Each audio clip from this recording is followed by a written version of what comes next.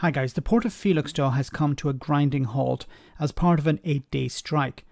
Unlike Dover, this connection only deals with containers, so it will not affect import of food and just-in-time items. But adding over a week to goods that are already delayed creates more problems for businesses, as you'll see in this report from Sky News. Also, there's another interesting fact about the port, which I'll get to in a moment, but first let's have a listen to what the strikers have to say. It's nothing to do with a national strategy or anything like that. It's something which has happened here at a local level, and it reflects what's happening elsewhere, because people all over the country, I think, are feeling the same way. That's why it appears to be, perhaps it appears to be coordinated, because people everywhere are feeling the same way and coming to the same conclusion. Enough is enough. We are not going to take this anymore. With a slowing economy and recession forecast, Paul Davey, speaking for the port, says they believe the payoff is fair. We pay £43,000 a year each, average.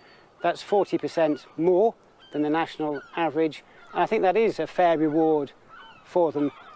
These are not all easy jobs, but then there's a lot of jobs that aren't easy that are on minimum wage. Absolutely, we agree they deserve a fair day's pay for a fair day's work, and I think that's what we give them. But an 8-day strike is going to hit the supply chain. 1,900 workers are striking here, which is having a direct impact on the port there, which is on the front line of UK trade. And right now inside it's empty, no movement, no deliveries in or out. And that means businesses like this, Adams' local haulage firm, are losing out. It's damning. I've been trying to do the costs, and I think about 60, maybe £70,000 it will cost me this week.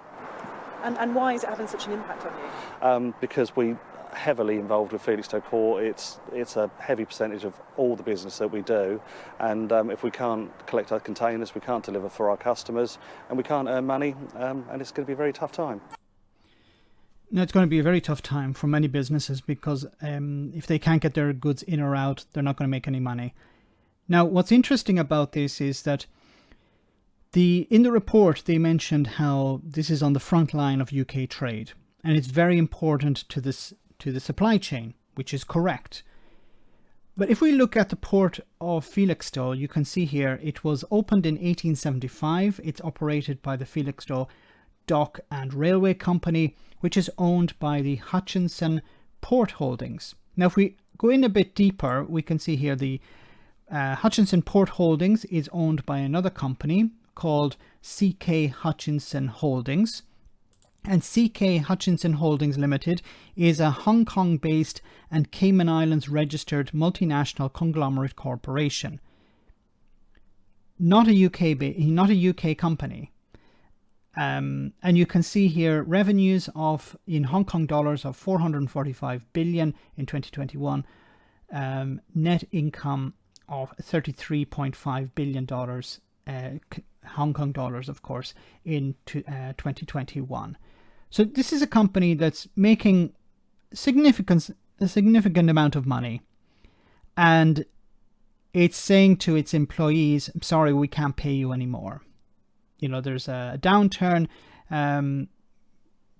This is a problem. We can't pay you anymore. So what do the workers do? They go on strike, and they bring the port to a grinding halt, which is affecting UK trade. My question is, why is this port not run by the state? Isn't this important? Why is it in the hands of a private company that has decided we're not going to pay our employees anymore? We've given them a deal. We think it's fair. The employees don't, because there's a massive, massive rise in inflation at the moment, which is eating into people's salaries.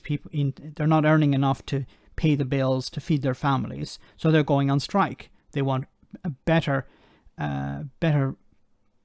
conditions and better pay. Now, what's interesting also about this port is this guy. Do you know who this guy is? His name is Chris Grayling. You've probably heard of him before. He's an ex-minister. And you can see here, it says on the 17th of September 2020, it was announced that Grayling was appointed to a £100,000 per annum, 7 hours a week job, advising the British Virgin Islands domiciled Hutchinson Port Holdings Limited on its environmental strategy and its engagement with local enterprise bodies. Wow.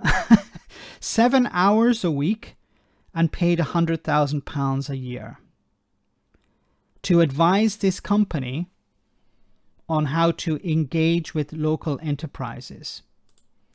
And the workers are going on strike.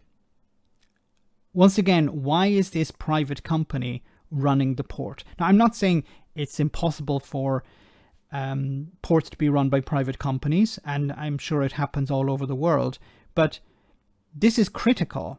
This should be in the hands of the state, not a private company. Let me know in the comment section, guys, what you think. As always, your comments are greatly appreciated. Thanks a lot.